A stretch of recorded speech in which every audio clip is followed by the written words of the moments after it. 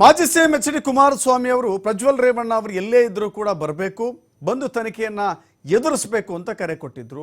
ಅದರ ಬೆನ್ನಲ್ಲೇ ಕುಮಾರಸ್ವಾಮಿ ಅವರ ಪುತ್ರ ನಿಖಿಲ್ ಕುಮಾರಸ್ವಾಮಿ ಕೂಡ ಅದೇ ಮನವಿಯನ್ನ ಮಾಡಿದ್ರು.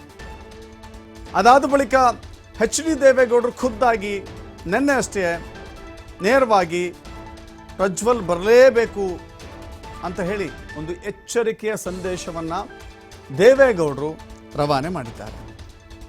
ಸ್ವತಃ ಚಿಕ್ಕಪ್ಪ, ಸಹೋದರ, ಈ ನಂತರ ಈಗ ದೇವೇಗೌಡರು ಅವರ ತಾತ ಮೂವರು ಕೂಡ ಮನವಿ ಮಾಡಿಕೊಂಡ ನಂತರ ಪ್ರಜ್ವಲ್ ರೇವಣ್ಣ ವಾಪಸ್ ಆಗ್ತಾರಾ ಅನ್ನೋ ಪ್ರಶ್ನೆ ಇದೀಗ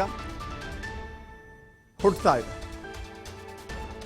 ಸ್ವತಃ ದೇವೇಗೌಡರೇ ಹೇಳಿದ್ರು, ಬರದೇ ಹೋದ್ರೆ ನೀನು ಒಬ್ಬಂಟಿ ಆಗ್ಬಿಡ್ತೀಯಾ, ಕುಟುಂಬದಲ್ಲಿ ಏಕಾಂಗಿ ಆಗ್ಬೇಕಾಗತ್ತೆ, ನಾವೆಲ್ಲರೂ ನಿಮ್ಮನ್ನ ಕೈ ಬಿಡ್ತೀವಿ, ನೇರವಾಗಿ ಬಂದು SIT ತನಿಖೆಗೆ ಹಾಜರಾಗಿ ಶರಣಾಗತಿಯಾಗಿ ವಿಚಾರಣೆಯನ್ನು ಎದುರಿಸಬೇಕು, ವಿಚಾರಣೆಗೆ ಹಾಜರಾಗಬೇಕು, ಕಾನೂನಾತ್ಮಕವಾಗಿ ಏನೆಲ್ಲ ಪ್ರೊಸೀಜರ್ಗಳಿದ್ದಾವೋ ಅದಕ್ಕೆ ಒಳಪಡಬೇಕು.